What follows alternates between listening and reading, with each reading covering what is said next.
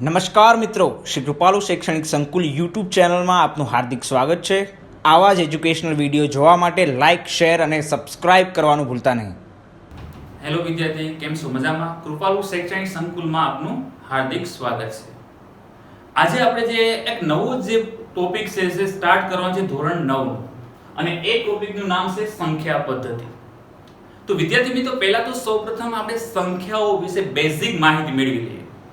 તો પહેલી જે છે સંખ્યા એ પ્રાકૃતિક સંખ્યા છે અને એની જે સંજ્ઞા છે ને n, તો તમને પ્રશ્ન થાય કે n શા માટે?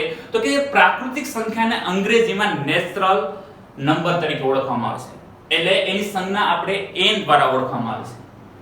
અને આપણે અહીં ગણ સ્વરૂપે તમને લખેલી છે કે પ્રાકૃતિક સંખ્યા કઈ કઈ સંખ્યાનો સમાવેશ થાય? તો કે 1 2 3 4 એમ અનંત સુધી, 1000 2000 લાખ કરોડ। તો એ 1 થી જે સ્ટાર્ટ થશે જે સંખ્યા, એને પ્રાકૃતિક સંખ્યા કહેવામાં આવશે। અને પ્રાકૃતિક સંખ્યાને બીજી જે સંખ્યા તરીકે ગણતરીની સંખ્યા તરીકે ઓળખવામાં આવે છે। શા માટે ગણતરીની સંખ્યા? દાખલા તરીકે મણકા ઘોડી મેં લીધી, બરોબર, અને મેં મણકા અને ગણતરી કરું છું તો કે 1 2 3 ક્યાંથી સ્ટાર્ટ થયું? તો કે 1 ની યાદ। તો આ એક ગણતરીની સંખ્યા તરીકે પણ ઓળખવામાં આવે છે પ્રાકૃતિક સંખ્યાને। અહીંયા જો કે સૌથી નાની પ્રાકૃતિક સંખ્યા કઈ? તો કે 1। શા માટે? તો કે 1 થી સ્ટાર્ટ થશે।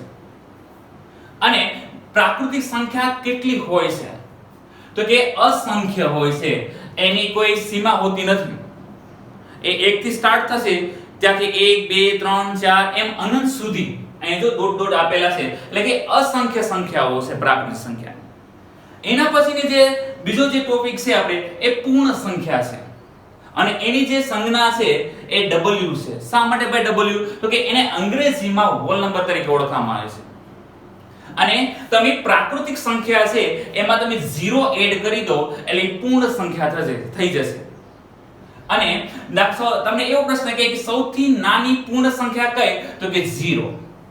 શા માટે? તો કે પ્રાકૃતિક સંખ્યામાં તમે 0 એડ કરી દો એટલે એ પૂર્ણ સંખ્યા બની જશે। અને પૂર્ણ સંખ્યા કેટલી હોય? તો કે અસંખ્ય, 0 1 2 3 4 એમ અનંત સુધી હશે। અહીંયા પર મેં તમને ગણ સ્વરૂપે તમને દર્શાવેલી છે। ટૂંકમાં કહેવાનો મતલબ એમ છે કે જો પ્રાકૃતિક સંખ્યામાં 0 એડ કરી દો એટલે એ પૂર્ણ સંખ્યા થઈ જશે અને બધી જ જે પ્રાકૃતિક સંખ્યા છે ને એ પૂર્ણ સંખ્યામાં સમાવેશ થઈ જાય। એના આગળનો જે ટોપિક છે એ પૂર્ણાંક સંખ્યા છે। પૂર્ણાંક સંખ્યા છે એમાં ઋણ સંખ્યા એટલે કે -3 -2 -1 એ આમ તમે જાઓ તો -1 -2 -3 એ અનંત સુધી છે। 0 1 2 3 એમ ધન સંખ્યામાં પણ અનંત સુધી છે, એટલે એ સંખ્યા પણ અસંખ્ય છે। અને સામે જો વ્યાખ્યા કરવી હોય ને પૂર્ણાંક સંખ્યાની, તો આ રીતે તમે વ્યાખ્યા કરી શકો કે ધન પૂર્ણાંક એટલે કે 1 2 3, ઋણ પૂર્ણાંક -1 -2 -3 ને અનંત સુધી, અને શૂન્ય ના સમૂહને પૂર્ણાંક સંખ્યા કહે છે। અને જે જર્મન ભાષામાંથી ઝેહલન શબ્દ પરથી એને z સંજ્ઞા આપવામાં આવેલી છે। એટલે કે દાખલા તરીકે આપણે જોઈએ કે પ્રાકૃતિક સંખ્યા છે એ પૂર્ણ સંખ્યામાં સમાવેશ થઈ જાય અને પ્રાકૃતિક અને પૂર્ણ સંખ્યા છે એ પૂર્ણાંક સંખ્યામાં સમાવેશ થઈ જાય છે। હવે આગળ જોઈએ તો કે સમય સંખ્યા, મોસ્ટ IMP છે આ પોઈન્ટ। સમય સંખ્યા છે એની સંજ્ઞા આપણે q દ્વારા ઓળખવામાં આવે છે। q એટલે શું? તો ક્વેશ્ચન ઉપરથી અંગ્રેજીમાં એને ક્વેશ્ચન કહેવામાં આવે છે, એના ઉપરથી q સંજ્ઞા લેવામાં આવેલી છે। હવે તમને એમ થાય કે આમાં તો સંખ્યાઓ તમને આપેલી છે, આમાં કંઈ સમજાતું નથી। તો આમાં જો ગણ સ્વરૂપે તમને આપેલું છે કે p ના છેદમાં q। અહીંયા તમને એક વસ્તુ ખાસ તમને નોટ કરી દીધી છે કે p belongs to z। z એટલે કઈ સંખ્યા એ આપણે આગળ શીખી ગયા, મેં તમને સમજાવ્યું। z એટલે કે પૂર્ણાંક સંખ્યા, એટલે કે અંશ છે ને એ પૂર્ણાંક સંખ્યા છે। અને q belongs to n। n એટલે કે છેદ કેવી છે? તો કે પ્રાકૃતિક સંખ્યા, એ પણ મેં આપણે નેચરલ નંબર એના દ્વારા તમને મેં સમજાવી દીધી, આખી માહિતી આપેલી છે, બરોબર। એનો મતલબ એમ છે કે જે p છે એ કઈ સંખ્યા હોવી જોઈએ? એટલે અંશ છે એ કઈ સંખ્યા હોવી જોઈએ? તો કે પૂર્ણાંક સંખ્યા। અને q એ કઈ સંખ્યા હોવી જોઈએ? તો કે પ્રાકૃતિક સંખ્યા જ હોય। દાખલા તરીકે મેં થોડા ઉદાહરણ દ્વારા તમને સમજાવ્યું, તમને ખ્યાલ આવશે। દાખલા તરીકે મેં આ રીતે લખ્યું કે 2 ના છેદમાં 3, તો આપણે અંશ જોવાનો છે, તો અંશ એ પૂર્ણાંક સંખ્યા છે। તો તમે કઈ રીતે પૂર્ણાંક સંખ્યા? તો અહીંયા આવો, અહીંયા જો કે 2 છે તો પૂર્ણાંક સંખ્યામાં 2 સમાવેશ થઈ જાય, તો કે હા। અને છેદમાં 3 છે તો q છે બરોબર q belongs to n એટલે કેવી સંખ્યા જો કે પ્રાકૃતિક સંખ્યા તો આપણે 3 છે જો પ્રાકૃતિક સંખ્યામાં સમાવેશ થઈ જાય તો હા એટલે કે અંશ છે એ પૂર્ણાંક સંખ્યા હોવો જોઈએ અને છેદ છે એ હંમેશા પ્રાકૃતિક સંખ્યા જ હશે. હજી એક ઉદાહરણ લઈ લીધા કે મેં તમને આ રીતે આપેલું હોય કે -5 ના છેદમાં 7 તો માઈનસ જે નિશાની છે ને એ હંમેશા અંશની જ હોય તો -5 છે તો એ પૂર્ણાંક સંખ્યામાં સમાવેશ થઈ જાય ઋણમાં હા છેદમાં છે કેટલા છે કે 7 તો 7 છે એ પ્રાકૃતિક સંખ્યામાં સમાવેશ થઈ જાય.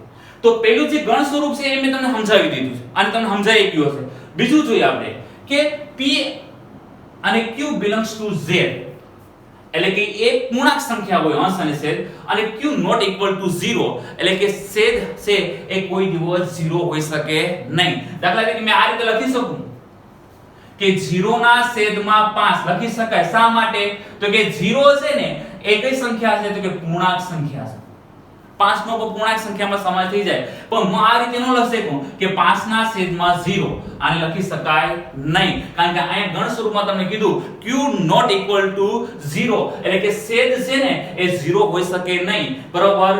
છેદ છે એ પૂર્ણાંક સંખ્યામાં હોઈ શકે અને પ્રાકૃતિક સંખ્યામાં હોઈ શકે કારણ કે પૂર્ણાંક જે પ્રાકૃતિક સંખ્યા છે એ પૂર્ણાંક સંખ્યામાં સમાવેશ થઈ જાય. એનો આનો મીનિંગ એ છે કે છેદ કોઈ દિવસ 0 હોઈ શકે નહીં.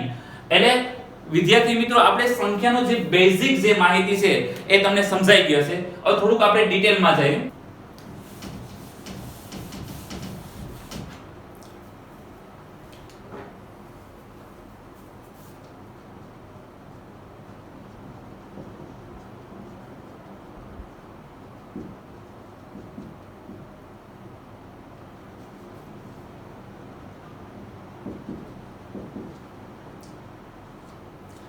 વિદ્યાર્થી મિત્રો આજે જે બીજો જે પોઈન્ટ આપણે સ્ટાર્ટ કરવાનો છે સમાન સંખ્યાઓ. સમાન સંખ્યાઓ સમય સંખ્યા કેવી હોય? દાખલા તરીકે મેં અહીંયા લઈ લીધી તમને કે 2 ના છેદમાં 3.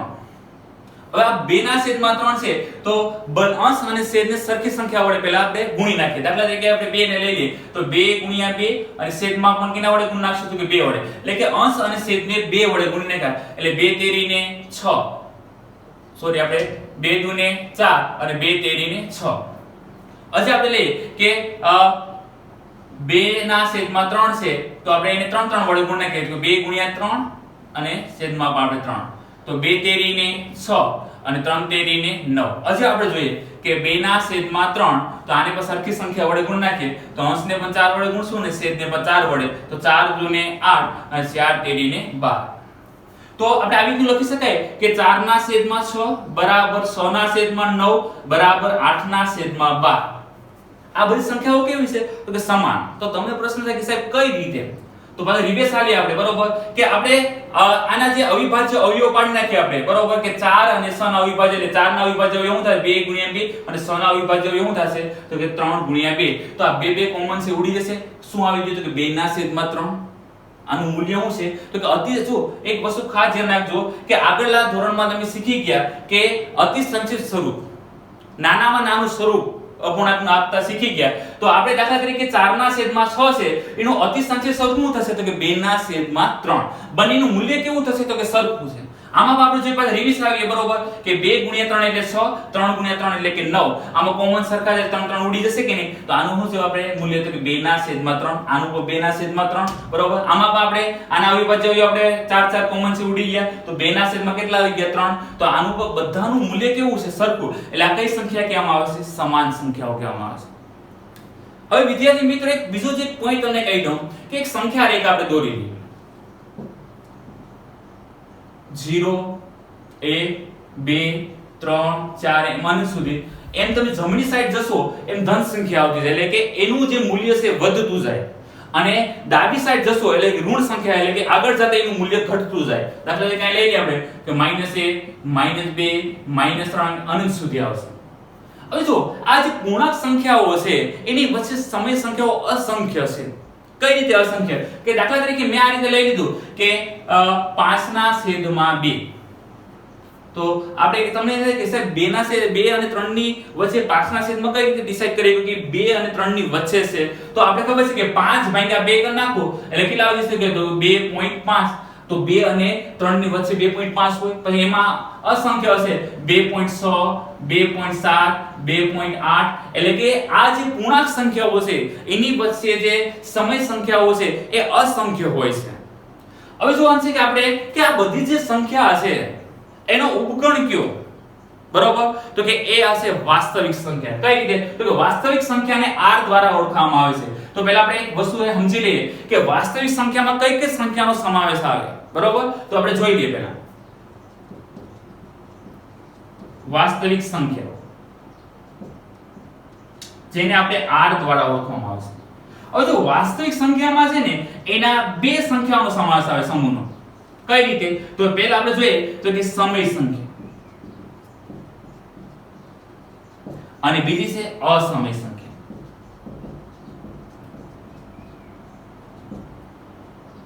હવે એક વસ્તુ થાય કે સમય સંખ્યા કોને કહેવાય, તો આખો પોઈન્ટ વ્યવસ્થિત સમજાય એનાથી બહાર નહીં તમને પૂછાય. તો પહેલું જો સૌપ્રથમ તો આપણે એમાં પ્રાકૃતિક જે આપણે જેટલી સંખ્યાઓ આગળ શીખ્યા એ બધી કેવી હતી કે સમય સંખ્યા. એનો મતલબ એમ છે કે પ્રાકૃતિક સંખ્યાનો સમાવેશ થઈ જાય સમય સંખ્યામાં. પ્રાકૃતિક સંખ્યા એટલે આપણે ખબર છે 1 2 3 4 5 એમ અનંત સુધી એ પ્રાકૃતિક સંખ્યાને પણ સમય સંખ્યા કહેવામાં આવે. પછી આવે છે તો કે પૂર્ણ સંખ્યા શીખ્યા આપણે. પૂર્ણ સંખ્યા તો પૂર્ણ સંખ્યામાં તો કે 0 1 2 3 4 એમ અનંત સુધી એ પણ સમય સંખ્યા કહેવામાં આવે છે. પછી આપણે જે શીખ્યા હતા એ આપણે પૂર્ણાંક સંખ્યા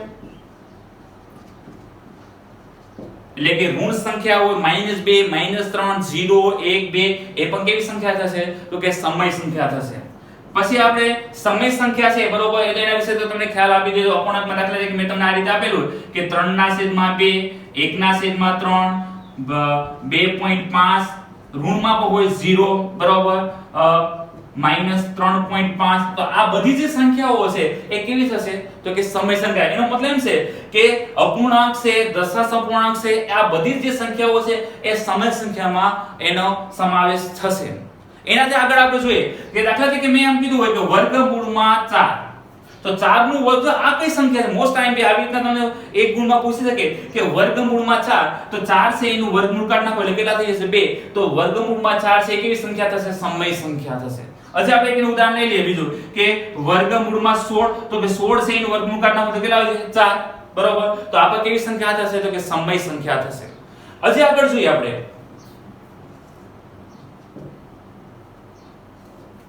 કે દાખલા તરીકે મેં તમને આ રીતે આપેલું છે કે 2.32, તો એ પણ કેવી સંખ્યા થશે તો કે આનું જે સ્વરૂપ છે ને જે દશાંશ અપૂર્ણાંકનું એ શાંત છે. શા માટે શાંત? તો કે આગળ જતા પણ એની શેષ 0 મળી જશે, બરોબર? હજી આ રીતે આજે એક આપણે ઉદાહરણ લઈ લઈએ કે 3.5725, તો આ પણ કઈ સંખ્યા કહેવામાં આવે છે તો કે સમય સંખ્યા. શા માટે? તો કે અનંત સુધી નથી, એ અહીંયાથી પૂરું થઈ જાય. એનો મતલબ એમ છે કે ભાગાકાર કરતા શેષ એની 0 મળી ગયો હશે એટલે એ કેવી સંખ્યા કહેવાય તો કે સમય સંખ્યા. અને એ કયું સ્વરૂપ કહેવાય તો કે એ દશાંશ શાંત સ્વરૂપ કહેવાય, બરોબર? હજી આગળ જોઈએ આપણે કે આ રીતે અનંત સુધી આપેલું હોય, મેં આ રીતે આપેલું હોય કે 2.35 એમ અનંત સુધી, બરોબર? તો આંકડાનું ક્રમશઃ પુનરાવર્તન થતું હોય તો એ કેવી સંખ્યા કહેવાય તો કે સમય સંખ્યા કહેવાય. હજી આગળ આપણે જોઈએ કે મેં આ રીતે આપેલું હોય કે 0.955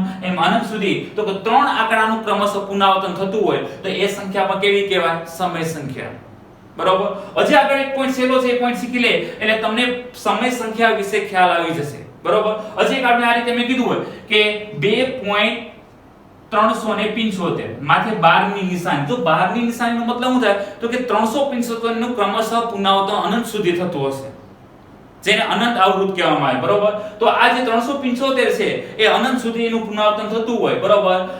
તો એને સમય સંખ્યા કહેવામાં આવે છે. ટૂંકમાં કહેવાનો મતલબ એમ છે કે જે આંકડાનું છે ક્રમશઃ પુનરાવર્તન થતું હોય તો એ સમય સંખ્યા, અને ક્રમશઃ પુનરાવર્તન થતું ન હોય તો કેવી સંખ્યા થશે? અસમય સંખ્યા. તો સમય સંખ્યામાં એટલા પોઈન્ટમાંથી જ તમને પૂછાશે. હવે આપણે જોવાનું છે કે અસમય સંખ્યાઓ કોને કહેવાય. તો આપણે જોઈએ અસમય સંખ્યાઓ. દાખલા તરીકે પહેલા તો સૌપ્રથમ આપણે જોઈએ કે આંકડાનું ક્રમશઃ પુનરાવર્તન થતું નથી. મેં આ રીતે લખ્યું હોય કે 6.5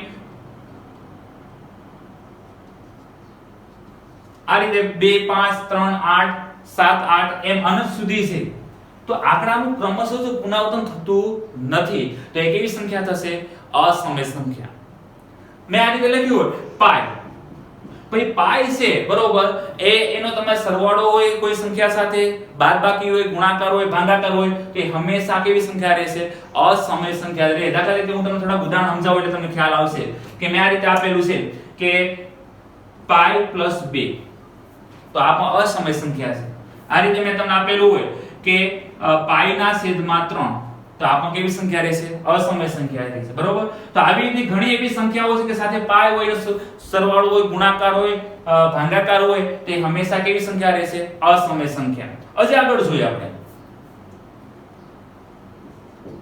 આ રીતે મેં તમને આપેલું છે કે વર્ગમૂળમાં 5 તો તમે એમ ડાયરેક્ટલી કહો તો આ સમય સંખ્યા ના શા માટે તો કે અહીંયા છે ને વર્ગમૂળ નીકળી જતું જો 4 નું વર્ગમૂળ કેટલું થઈ જતું 2 કારણ કે આ પૂર્ણ વર્ગ સંખ્યા છે કે જે સંખ્યાનું વર્ગમૂળ નીકળી જાય 5 નું વર્ગમૂળ નીકળે નહીં કેલ્ક્યુલેટર તમારી પાસે હોય અને વર્ગમૂળ નિશાની પછી 5 દબાવો તો એ અનંત સુધી આંકડા જશે પોઈન્ટ પછીના બરોબર એક પોઈન્ટ પછીના અનંત સુધી જશે પણ આંકડાનું ક્રમશઃ પુનરાવર્તન થતું નથી તો આ ટોપિક જોઈ લો આગળ મેં તમને શીખવાડી દીધું કે આંકડાનું ક્રમશઃ પુનરાવર્તન થતું ન હોય અનંત સુધી હોય એની વાત કરીએ બરોબર તો એ હંમેશા અસમય સંખ્યા જ રહેશે બરોબર એટલે કે વર્ગમૂળ 5 વર્ગમૂળમાં 11 વર્ગમૂળમાં 15 તો આ બધી જે સંખ્યાઓ કેવી છે તો કે અસમય સંખ્યાઓ છે આપણે દાખલા તરીકે તમને આ રીતે તમને આપેલું હોય કે વર્ગમૂળમાં 5 + 3 તો વર્ગમૂળ 5 છે અસમય સંખ્યા છે +3 3 છે કેવી સંખ્યા છે કે સમય સંખ્યા છે એ સમય સંખ્યા અને અસમય સંખ્યાનો સરવાળો હોય બાદબાકી હોય ગુણાકાર હોય કે ભાગાકાર એ હંમેશા કેવી સંખ્યા રહેશે અસમય સંખ્યા તો એના થોડા ઉદાહરણ જોઈ લઈએ દાખલા કે મેં આ રીતે આપેલું છે કે 2 વર્ગમૂળમાં 7 તો 2 છે એ સમય સંખ્યા છે અને વર્ગમૂળ 7 છે કેવી છે અસમય સંખ્યા છે તો બંને વચ્ચે ગુણાકાર છે અને અસમય આગળ મેં કીધું હતું કે અસમય અને સમય સંખ્યાનો ગુણાકાર હોય ભાગાકાર હોય સરવાળો હોય કે બાદબાકી હોય એ હંમેશા અસમય સંખ્યા જ રહેશે બરોબર આગળ જોઈએ ઉદાહરણ જોઈ લઈએ કે વર્ગમૂળમાં 10 - 8 આગળ હજી જોઈએ આપણે કે 3 ના છેદમાં વર્ગમૂળમાં 5 તો આ બધી સંખ્યાઓ કેવી થશે તો કે અસમય સંખ્યાઓ હજી વ્યવસ્થિત સમજજો પહેલા સૌપ્રથમ તમને આપણે કે વાસ્તવિક છે ને એમાં બધી સંખ્યાઓ સમાવેશ થઈ છે સમય સંખ્યા અને અસમય સંખ્યા આમ તો સાર્વત્રિક ગણ જે સમજ હોય ને કે સંખ્યાનો સાર્વત્રિક ગણ કયો છે તો કે એ છે r એટલે કે વાસ્તવિક સંખ્યા કારણ કે એમાં સમય સંખ્યાનો સમાવેશ થઈ જાય અસમય સંખ્યાનો પણ સમાવેશ થઈ જાય હવે સમય સંખ્યા કોને કહેવાય તો એના વિશે મેં તમને સમજાવ્યું કે પ્રાકૃતિક સંખ્યા છે એનો પણ સમય સંખ્યામાં સમાવેશ થઈ જાય પૂર્ણ સંખ્યા છે એનો પણ સમાવેશ થઈ જાય પૂર્ણાંક સંખ્યા છે એનો પણ સમાવેશ થઈ જાય આગળ આપણે શીખ્યા હવે અપૂર્ણાંક છે દશાંશ અપૂર્ણાંક છે એ બધી સંખ્યાનો પણ સમય સંખ્યામાં ઉપયોગ થઈ જશે બરોબર પછી જે સંખ્યા જે વર્ગમૂળમાં હોય બરોબર એનું વર્ગમૂળ નીકળી જતું હોય ટૂંકમાં કહેવાનું છે કે પૂર્ણ વર્ગ સંખ્યા હોય બરોબર તો એ સમય સંખ્યા છે વર્ગમૂળ નીકળતું ન હોય તો એ કેવી સંખ્યા છે તો અસમય સંખ્યા પછી પોઈન્ટ પછી દશાંશ અપૂર્ણાંકમાં તમને આપેલો હોય કે 2.32 છે બરોબર તો આપણે સમજવાનું કે આ શાંત સ્વરૂપ છે એનું કારણ કે શેષ 0 મળી જતી હશે આગળ જતા બરોબર એવી રીતના અહીંયા પણ મેં લખેલું છે કે 3.5625 છે તો એ પણ એનું સ્વરૂપ કેવું છે તો કે શાંત છે શા માટે તો કે એનું શેષ છે 0 મળી જતું હશે આગળ બરોબર પછી અનંત સુધી હોય ડોટ ડોટ તમને આપેલો હોય એનો મતલબ છે કે એ અનંત સુધી છે બરોબર જો આંકડાનું ક્રમશઃ પુનરાવર્તન થતું હોય કેવું પુનરાવર્તન ક્રમશઃ દાખલા તરીકે અહીં જો કે 35 35 35 એમ અનંત સુધી 35 35 એ પુનરાવર્તન થતું હોય તો જ સમય સંખ્યા કહેવામાં આવશે પછી એવું નથી કે બે આંકડા જ હોય ત્રણ આંકડાનું ક્રમશઃ પુનરાવર્તન થતું હોય ચાર આંકડાનું ક્રમશઃ પુનરાવર્તન થતું હોય બરોબર બે આંકડાનું પણ થતું હોય તો આવી જે બધી જે સંખ્યાઓ છે એ કેવી કહેવામાં આવે છે તો કે સમય સંખ્યા અનંત હોય તોની વાત છે બરોબર અને અહીં 12 ની નિશાની તમને આપેલી છે કે 2.375 માંથી 12 ની નિશાની જેટલા આંકડામાંથી 12 ની નિશાની હોય ને એનો મતલબ શું થાય તો કે એ આંકડાનું ક્રમશઃ પુનરાવર્તન થતું હશે તો આ બધી સંખ્યા કેવી કહેવાય તો કે સમય સંખ્યા કહેવાય અસમય સંખ્યા આપણે શીખ્યા કે જે તમને અનંત આવૃત સંખ્યા હોય બરોબર એટલે કે આંકડાનું ક્રમશઃ પુનરાવર્તન થતું ન હોય બરોબર તો એ અસમય સંખ્યા છે પુનરાવર્તન થતું હોય તો કેવી સંખ્યા હશે તો કે સમય સંખ્યા પછી પાઈ હોય તો પાઈ સાથે સરવાળો હોય ગુણાકાર હોય ભાગાકાર કોઈ બીજી સંખ્યા સાથે બરોબર તે હંમેશા કેવી સંખ્યા રહેશે તો કે અસમય સંખ્યા રહેશે વર્ગમૂળમાં કોઈ પણ સંખ્યા હોય ને એનું વર્ગમૂળ નીકળતું ન હોય તો એ પણ કેવી સંખ્યા રહેશે? અસમય સંખ્યા. અને આગળ જોયું કે સમય સંખ્યા અને અસમય સંખ્યાનો સરવાળો હોય, ગુણાકાર હોય, બાદબાકી હોય કે ભાગાકાર હોય એ હંમેશા કેવી સંખ્યા રહેશે? અસમય સંખ્યા. વિદ્યાર્થી મિત્રો ખાસ ધ્યાન રાખવાનું કે આજે મેં સંખ્યાઓ વિશે બેઝિક માહિતી તમને આપેલી છે. આગળના વિડિયોમાં આપણે દાખલાઓ ગણવાના છે, બરોબર? કે દાખલા તરીકે કોઈ પણ સમય સંખ્યા છે એની વચ્ચેની સહસમય સંખ્યા કેટલી છે બતાવો, બરોબર? આગળ ઘણું શીખવાનું છે સંખ્યાઓ વિશે. પછી સંખ્યા રેખા ઉપર નિરૂપણ કરવાનું છે. તો આજે જેટલું મેં તમને શીખવાડ્યું એનું વ્યવસ્થિત રિવિઝન કરી નાખજો. બધી સંખ્યાઓ વિશે વ્યવસ્થિત માહિતી મેળવી લેજો, બરોબર?